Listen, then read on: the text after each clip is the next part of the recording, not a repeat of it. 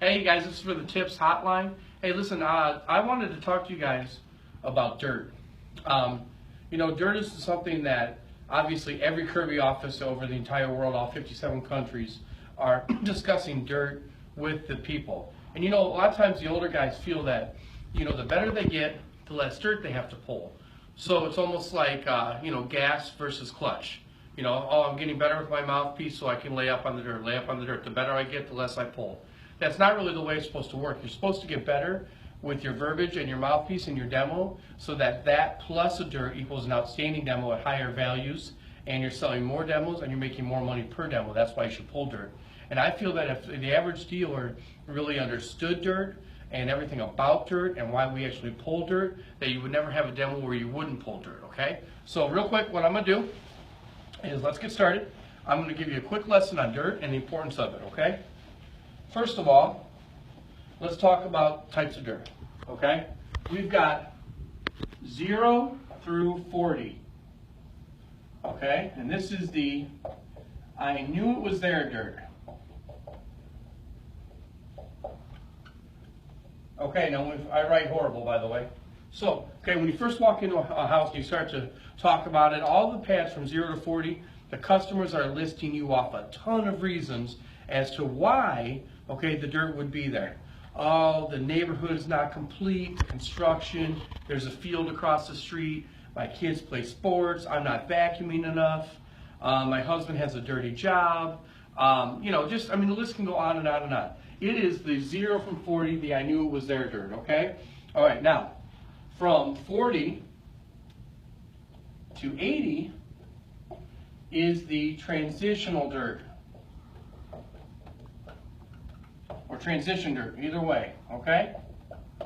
Now, this is the dirt where the customers start to flip. You start to get enough dirt on the front. From 0 to 40, a lot of times the customers are kind of smirking at each other, and they're like, oh, okay, we're gonna watch the demo, blah, blah, blah. And it's almost kind of like cute and fun to them. And also when we start getting more and more dirt, they start sitting forward on their seat. They start to look, they start to itch a little bit, they start to really notice the dirt, okay? This is them transitioning. Now, the transition phase is the most commonly misunderstood phase in all of the dirt. And the reason is because if you're doing a great job, you're pulling dirt and your pace is good. Pace, by the way, is perceived speed, not actual speed. See, right now I can say almost everything I'm saying to you, but I could slow it down and I could say it just like this. And quite honestly, I wouldn't really save that much time, okay? But it would seem a lot different. So your pace has to be up. So if you have a high pace, okay, and you're pulling dirt, right, okay, what happens is the customers might start to break on the 40 to 80 dirt. They start to say things like, my mom had a Kirby, even though at the beginning you might ask the customer, hey, have you ever heard anything about Kirby? And they'll say no. Now all of a sudden this guy is saying, yeah, my mom had one for years. Or they'll start to say things like, Kirby's been around a long time, meaning in their mind it's got, durability as a company, durability as a product, okay? Or they might say things like, that is a pretty nice machine. Or I didn't realize it was going to entail all this, okay? Stuff like that. In other words, it's a positive thing. So many times dealers start to lay off the dirt.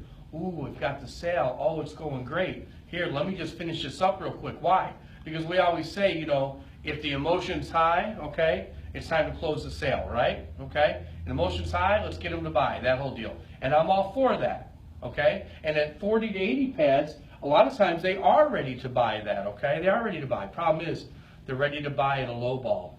They're ready to buy it just above a low ball, okay? They're ready to buy where you're only making, minimal amount on the sale, you, the team leader, everybody involved, when you could have just taken your time, kept the pace high, which would have kept the emotion high, and went through the transition phase, okay?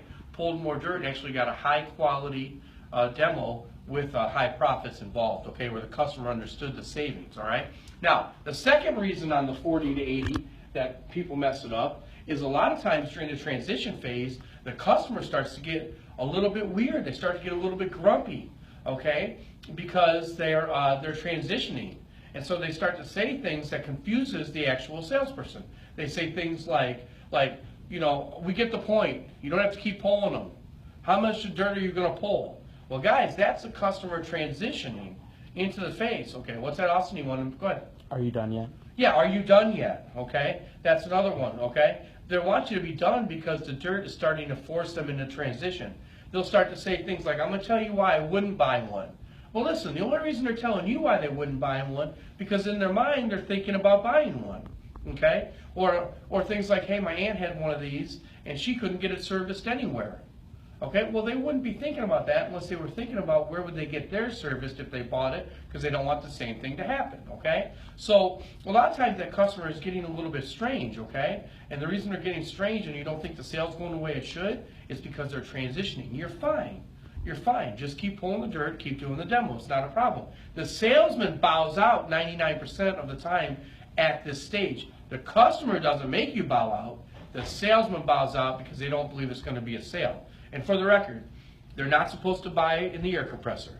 They're not supposed to buy in the attachments. They're not supposed to buy at the shampoo gun. They're not supposed to buy at the mattress.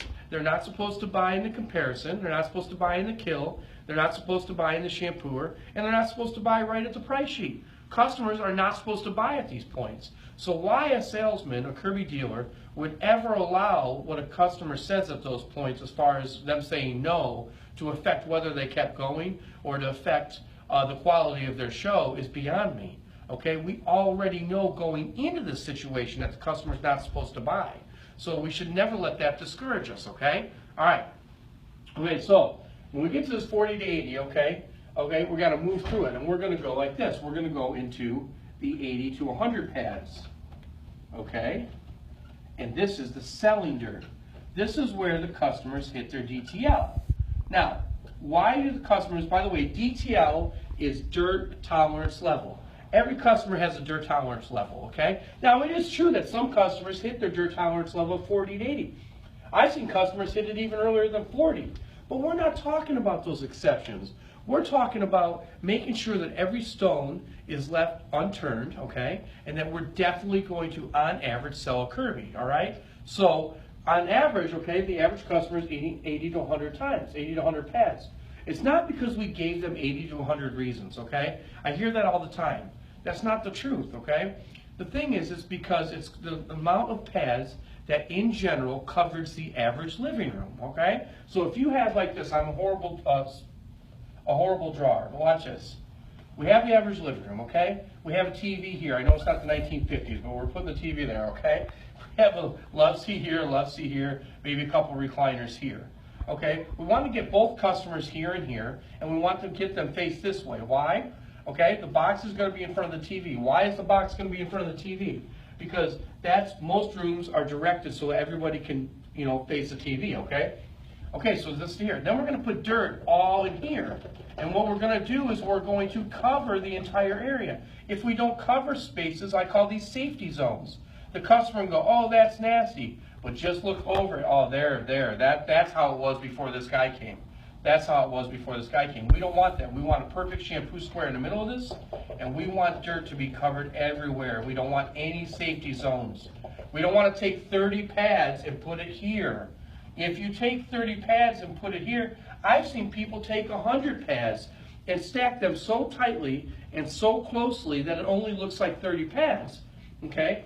If you were to pull 100 pads and kept stacking them on each other every show, your sales would just plummet. And the reason is because it's not the act of pulling 100 pads that makes the customers buy. It's the act of pulling 100 pads and spreading it over the entire carpet, which gives the customers no safe zones. We make them realize the immediate, okay, situation that they're dealing with in their home. Okay, that situation was already there. If the carpet was transparent, it'd be apparent that they have a condition. And would they want us to come fix that today, tomorrow, or yesterday? Yesterday, right, Mr. Jones? Absolutely, Johnny. Well, aren't you glad I'm here today?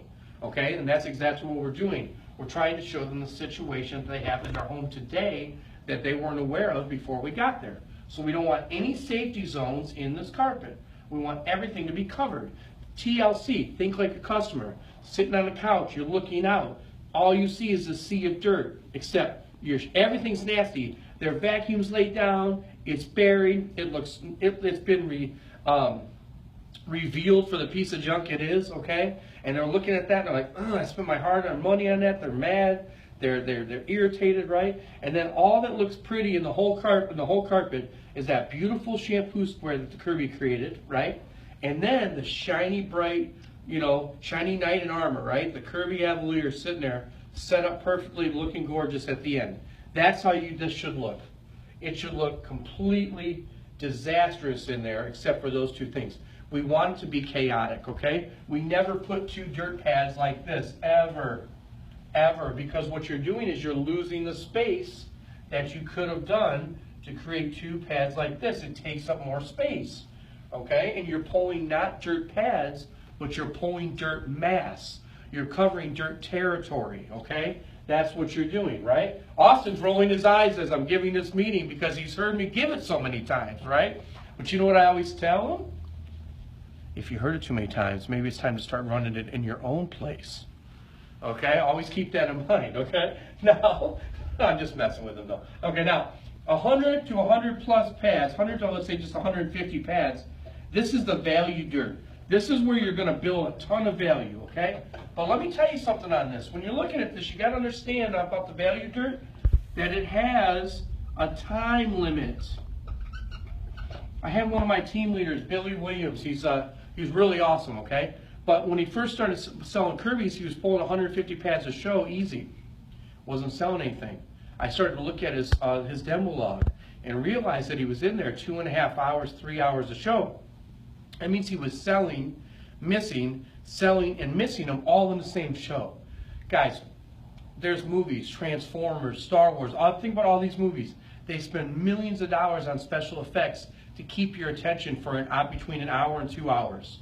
You don't get to walk in with your Kirby and be able to keep their attention for longer than that. They've got $1 million budgets. You've got a Kirby with you. There's no way. There's no way you're going to hold their attention, okay? So if you're going to pull 100 to 150 pads, make sure it's within that hour and a half.